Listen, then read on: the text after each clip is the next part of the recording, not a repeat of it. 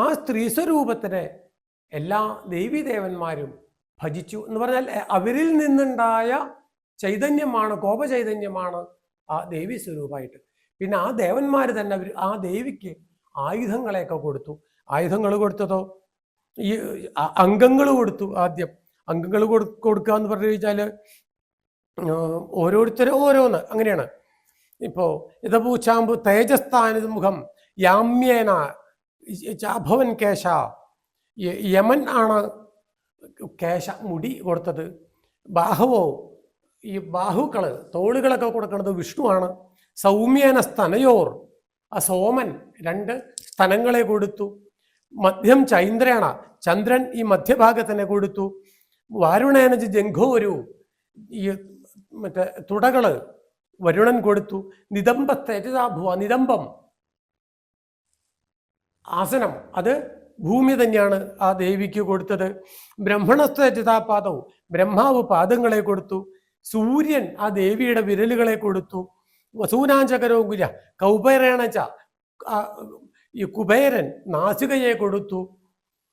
ദന്താസംഭൂത തസ്യാസംഭൂത പ്രജാപതി പല്ലുകളെ കൊടുത്തു. നയനത്രിതയം തഥാ അഗ്നി 3 കണ്ണുകളെ കൊടുത്തു ദേവിക്ക്.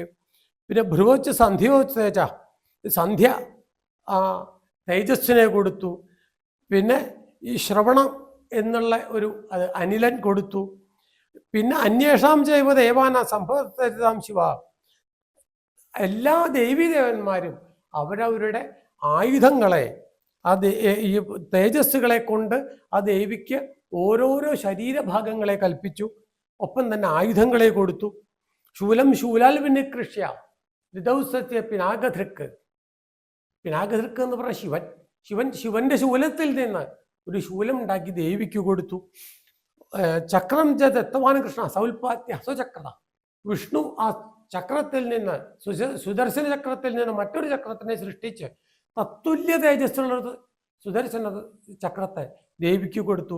ശംഖം വരുണൻ ശംഖിനെ കൊടുത്തു. ശക്തി ഹുദാശന, ആ ശക്തി എന്ന് പറഞ്ഞ ഒരു വേലാണ്, അത് ഹുദാശനൻ കൊടുത്തു. മാരുതി എന്താ കൊടുത്തേ? ചാപം കൊടുത്തു. ബാണപൂർണേത്ത് അതേഷുതി, സമുദ്രം എന്ത് ചെയ്തു? ആ നിറഞ്ഞ ഒരു ആവനാഴി, അത് എത്ര അമ്പെടുത്താലും അത് നിറഞ്ഞുകൊണ്ടേയിരിക്കും. വജ്രമിന്ദ്ര, ഇന്ദ്രൻ വജ്രത്തിനെ കൊടുത്തു. അതേമാതിരി കാലദണ്ഡോ യമൻ ദണ്ഡിനെ ഉലക്കയെ കൊടുത്തു. പാശം ചാമ്പുപതിർന്നതോ വരുണൻ പാശത്തിനെ കൊടുത്തു. പ്രജാപതി അക്ഷമാലയെ കൊടുത്തു. കമണ്ഡലു ആ ബ്രഹ്മദേവൻ കമണ്ഡലുവിനെ കൊടുത്തു. ഓരോ രോമകൂപത്തിൽ നിന്നും പ്രവഹിച്ചുകൊണ്ടിരിക്കുന്ന സൂര്യതേജസ്സിനെ, അഗ്നിയെ ആ സൂര്യഭഗവാൻ കൊടുത്തു. ദിവാകരൻ കൊടുത്തു. പിന്നെ ആഭൂഷണങ്ങൾ കൊടുക്കുന്നുണ്ട്. ക്ഷീരോദശ്ചാമലം, ഹാരമജരി, ഒരിക്കലും വാടാത്ത തരത്തിലുള്ള പൂക്കളെ കൊണ്ടുള്ള മാലകൾ കൊടുത്തു. ചൂടാമണി കൊടുത്തു. ഈ അതേമാതിരി തന്നെ നൂപരവും വിമലൗതത്വൽ ഗ്രൈവേക കഴുത്തിലുള്ള മാലകൾ, അങ്കുലീകരത്നാനി വിരലുകളിൽ അണിയാനുള്ള രത്നങ്ങൾ പതിച്ച മോതിരങ്ങൾ, അങ്ങനെ ഓരോരോ ദേവന്മാര്, ഓരോരോ മൂർത്തികൾ, ഓരോരോ മൃഗങ്ങൾ, അങ്ങനെയൊക്കെ കൊടുത്തു. ഇത് കഴിഞ്ഞിട്ടാണ് ആ ദേവി ആ ഭക്തന്മാരായിട്ടുള്ള ദേവന്മാരെ ശത്രുക്കളായിട്ടുള്ള അസുരന്മാരിൽ നിന്ന് രക്ഷിക്കാനായിട്ട് അനുഗ്രഹം കൊടുത്തത്. എന്ന് പറഞ്ഞാൽ ഈ പ്രപഞ്ചത്തിൽ നമ്മൾ ആരാധിക്കുന്ന എല്ലാ ദേവീദേവന്മാരുടെയും സാന്നിധ്യം, അവരുടെ ചൈതന്യങ്ങളെ കൊണ്ട് സൃഷ്ടിക്കപ്പെട്ടതാണ് ചണ്ഡികാദേവി. എല്ലാ ആയുധങ്ങളും എല്ലാ ഭൂഷണങ്ങളും എല്ലാ ദേവന്മാരുടെയും ഈ ചണ്ഡികാദേവിയിലുണ്ട്.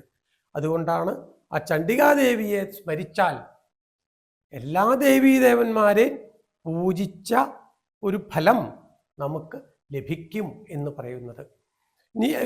അതേപോലെ തന്നെ ഈ ഇതിൻ്റെ ഒരു ഫലസ്തുതിയിലൊക്കെ പറയുന്നുണ്ട്, സർവബാധാവിനിർമുക്തവും, എല്ലാ ബാധയിൽ നിന്നും നമ്മൾ വിമുക്തരാവും.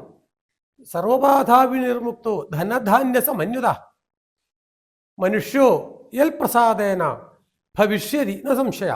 എല്ലാ ബാധകളിൽ നിന്നും മുക്തനായിട്ട്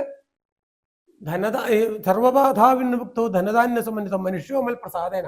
ആ ദേവിയുടെ പ്രസാദം കൊണ്ട് എല്ലാ ബാധകളും പോയി എല്ലാ തരത്തിലുള്ള സമ്പത്തിനുള്ള ആളുകളായിട്ട് നമ്മൾ ഭവിക്കും. ഈ യജ്ഞാവസരത്തിൽ അവിടെ സാന്നിധ്യം സന്നിഹിതരാവുക, യജ്ഞപ്രസാദങ്ങളെ നമ്മൾ സ്വീകരിക്കുക, യജ്ഞത്തിന് വേണ്ട അർപ്പണങ്ങൾ ചെയ്യുക. ഇതൊക്കെ ചെയ്തു കഴിഞ്ഞാൽ നമുക്ക് ഇതൊക്കെ ലഭിക്കും എന്നുള്ളതാണ് പറയണത്.